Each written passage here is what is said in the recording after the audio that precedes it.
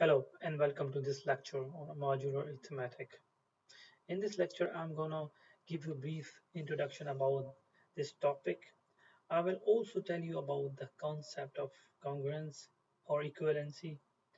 Lastly, we will see some operation like addition, multiplication, division on modular arithmetic.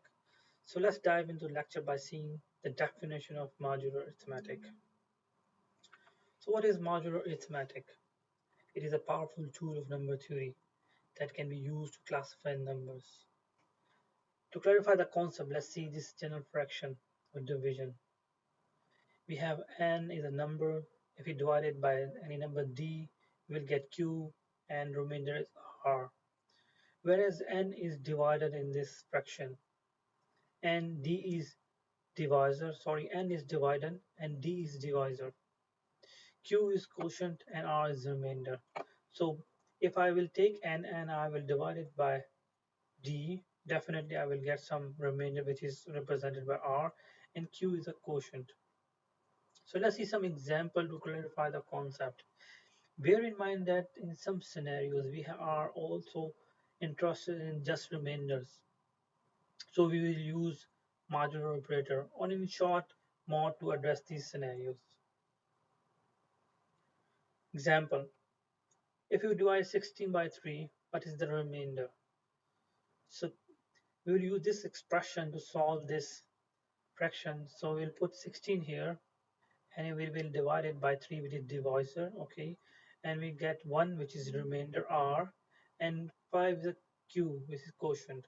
So we can say that if we divide 16 by 3 we get q 5 and remainder 1, or we can say 16 mod 3 is equal to 1. So in most of the books we will see this type of expression. So this is basically how we represent the modular arithmetic. Let's see some hidden pattern in modular arithmetic. There exists pattern in modular arithmetic. Let's us understand it with the help of example.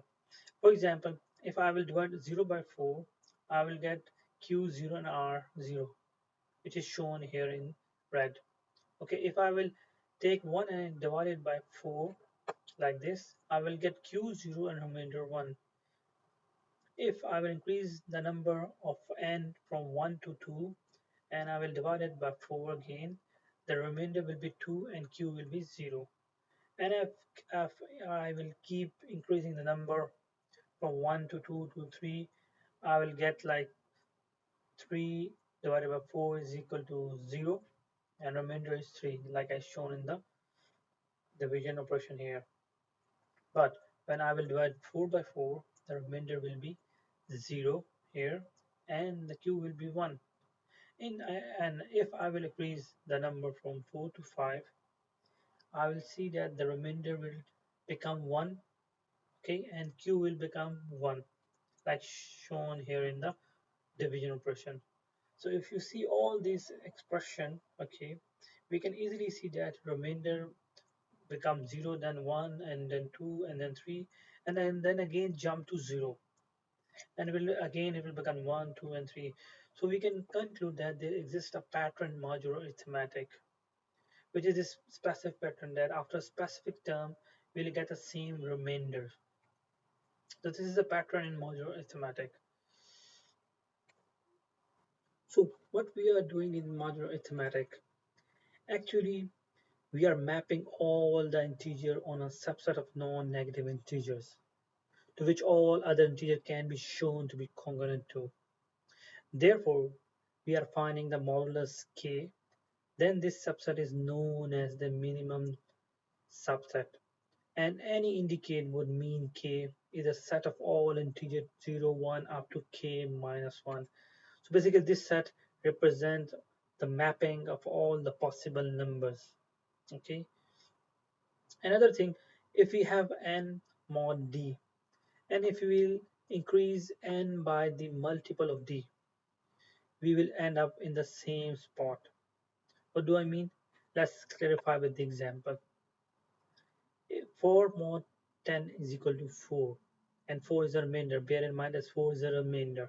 Okay, if n is increased by the multiple of d, which is like 14 plus 10 is equal to 4 plus 10 is equal to 14. And if I will take the mod of 14 mod 10, I will get remainder 4.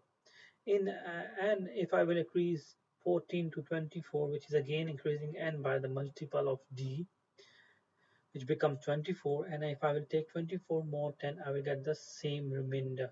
So that's an interesting and amazing thing about this modular arithmetic, that we will get the same remainder if we will increase n by the multiple of d.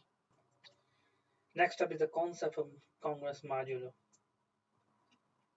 So you may have seen an expression like this.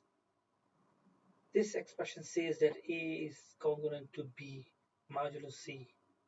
We will discuss the meaning of congruence modulo by performing a thought experiment with a regular modular operator. Let us examine or imagine that we were calculating the mod for 5 for all integers.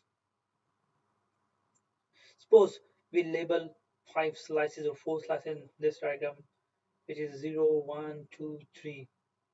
Then for each of the integer, we put it into the slice that match the value of the integer mod 5. Think of these slices as a bucket which hold a set of numbers. For example, 26 would go in the slice labeled 1. Why? Because if I will take 26 mod 5, I will get R1. So it will go here. Above is a figure that shows some integers that we would find in each of the slice. So basically in this picture, we can see that like number 6, 11, 16, 21. And if I will take the mod 5 of all these number, I will get remainder 1. So that's why they are in this slice or bucket. And if we see this number 5, 10, 15, 25, and if I will take the modulo of 5 of this number, I will get remainder 0. That's why they are in this slice or bucket. See this bucket or slice and see these numbers like 7, 12, 17, 22. If I will take modulo of these number with respect to 5, I will get remainder 2. So that's why they are in this slice. So it would be useful to have a way of expressing that numbers belong into the same slice. Notice that 26 is the same in the same slice as 1, 6, 11, 21, 21 as I shown in this diagram. Why? Because of the remainder 1. A common way of expressing the two values are in the same slice is to say that they are in the same equivalent class, they all are in the same equivalent class.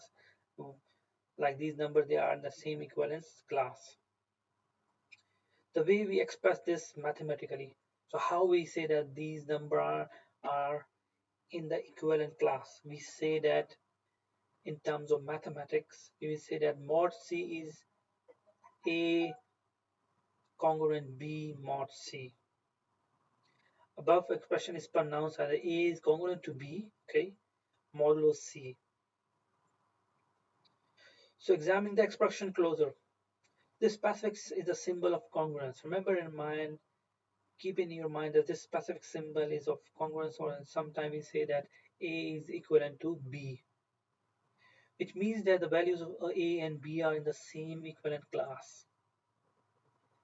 This specific term is modulo C. Tell us what operation we have applied to A and B. When we have both of these, we call this whole expression as a congruence modulo C. 26 is congruent to 11 mod 5. Why? If I will take 26 mod 5, I will get remainder 1. Okay, so it is in the equivalent class for 1, which is here in this case. Okay, if I will take 11 mod 5, I will get remainder 1. So it is again in the same yellow class or slice because of the remainder 1. So they both are congruent, or they both are in the equivalent class. So there are numerous applications of this arithmetic modular arithmetic. For example, from number to library and bank classification system to cryptography. Let us assume that we have two numbers a and b which are congruent to each other with respect to mod 2. If they have the same remainder when divided by 2, then in general we can write this expression as like this, which is highlighted in the red. Let me give you some example to clarify the concept of congruence modulo. For example, 3 is congruent to 5. Okay, this is how we pronounce this term modulo 2. So we need to prove that. So we will take 3 and we take mod 2, which says that we'll divide it by 2 and we will get remainder 1. This is q1 and r is 1 in this case. And if we take 5 and we divide it by 2, we'll get q2 and r is 1. So we can easily say that both this number 3 and 5 they are congruent or in equivalent class. Why? Because they have same remainder. Let me give you the example from the real life. Suppose if it is like 8 a.m. now, what will be the time after 7 hours? It will be 15 or 3 p.m. respect to mod 12. Let's solve this expression. Okay, we can say that 15 is congruent to 3 mod 12. If I will divide 15 by 12, I will get q1 and r is 3. In F, I will take 3 and divide it by 12. Remainder will be 3 and q is 0. So we can easily say that 15 is congruent to 3. That's why in some countries, in some time zone, you will say that after 7 hours, it will be 3 p.m. or 15. So that's the reason why we say that is 15 or 3 p.m. Why? Because they both 15 and 3 are congruent to each other with respect to mod 12. So let's see some more examples. So 23, what is the smallest congruent number mod 5? What will you do? I will take this 23, okay, and then divide by 5, which is mod 5, okay. I get q, which is 4, which is quotient, and r is 3, okay. So 3 is basically the smallest congruent number to 5.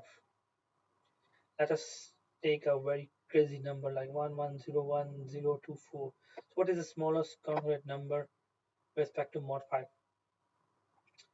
I can break this number into two number like this. Okay, I know if I will add this 4 into this number, I will get this number, this big number. Okay, and if I see this expression, I can imagine that this first expression is divisible by 5. Okay, so we can conclude that the remainder will be 0. So 4 is congruent to this specific big term. This is how we solve the big numbers. We will break into two different number and we see if it is divisible by that specific number. Yes, it is. And the remainder is 4. So we can say that 4 is congruent to the specific number. What will happen if we have a negative number? This is the end of first part. In second part, we will see how we can apply addition, multiplication, and division operation on modular arithmetic. So see you in the second part.